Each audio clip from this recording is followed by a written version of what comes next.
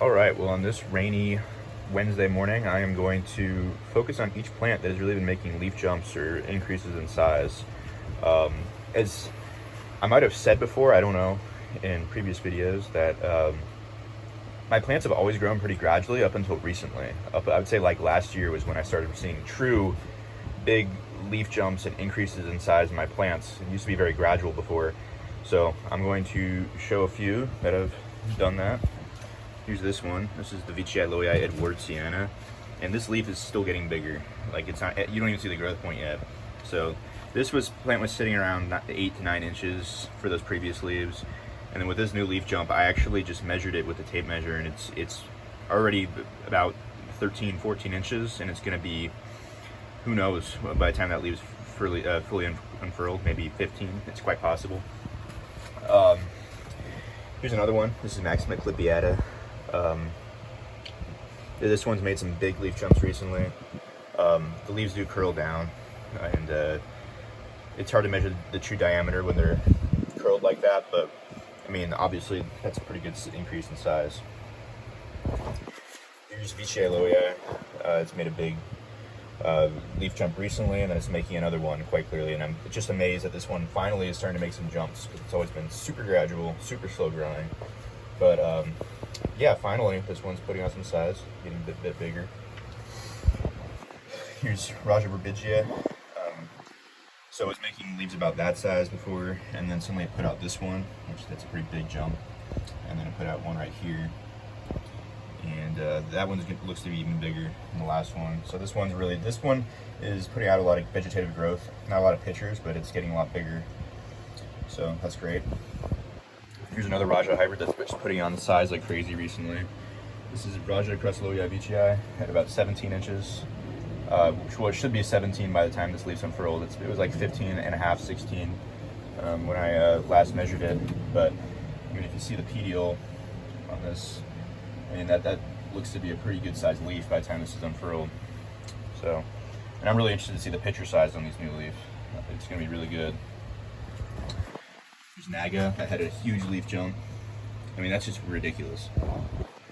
This one was just like Veitchii loei in the sense that it was growing very gradually and kind of slowly, and suddenly out of nowhere it does that.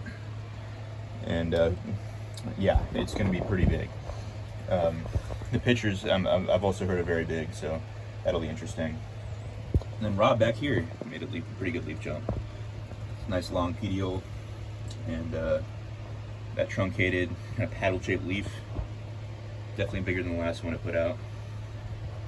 And that's its latest pitcher. And then here's Specialata Jacquelinia, just getting bigger and bigger and bigger. This thing, up until recently, was like, you know, I think 10 inches, 11 inches. Now it's 18 with that newest leaf. Just putting on size like absolutely crazy. Very pleased with that.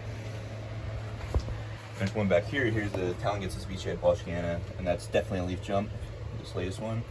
If you see most recent leaves, which are a lot smaller, and it's starting to vine. It's starting to really mature. Hopefully a flower soon. Epiphytica crossomalis has had a few jumps, and Ventricosa attenborii has had a few jumps. And there's the flowering male Palamonensis, but the focus on this video is really leaf jumps. Here's a leaf jump, Spatulata Aristochioides crossomalis. Pretty, and it's vining. It's pretty mature on the vine, but the basal is definitely getting bigger and getting on size, which is cool. And then Hemata Rob, that looks to be a leaf jump, especially when that thing's fully unfurled and pulled down. It'll really spread out. It's a leaf jump on Truncata Highland Reddish leaves, but that came a while ago. And then here's a leaf jump about to happen on Trismatiensis. You can tell by the length of that petiole. It's much longer than the other ones it's putting out, all the way up to here. And those leaves get huge. I mean, hence why the female parent is called Macrophylla, you know, big leaf. And then, not really a leaf jump here, but this inermis is starting to really lengthen and get long. And you might be asking, like, why are you getting leaf jumps now when you weren't really before? Well, I think it has a lot to do with this. Mealworms. I honestly, I don't believe Osmocote pellets really do anything unless you're feeding a very tiny plant that can't chunk down a mealworm. But this has been a game changer. The nice thing about these is that it replicates the plant's natural food, and I was a little skeptical at first, and I wasn't sure how well this would really work. But it's been an absolutely game-changing experience in this greenhouse with feeding my plants mealworms. And you can also crunch them up. So if you crush up like 5 of them, it turns into, I mean, you can put a lot of mealworms into a pitcher if you crush them up. So the plant ends up eating a lot, and all you have to do is just swirl the pitcher around and make sure that all the mealworm dust gets wet. Otherwise, it will sit at the top and possibly rot. But for the most part, pitchers digest this quickly, and it definitely increases the rate of growth of the plant. And then the other thing that I really like to use is this orchid mist. I use this on orchids, and I also use it on Nepenthes, and they seem to love it. I'll definitely let a little bit of a residual spray get into the pitcher too.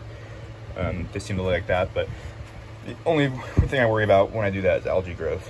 So that's kind of my secret or my method at least, for getting faster growth out of my plants and just seeing bigger overall gains. Like I said, I used to really have gradual growth from my plants, pretty much all of them, and I just realized I wasn't really feeding them enough. So yeah, Nepenthes leaf jumps.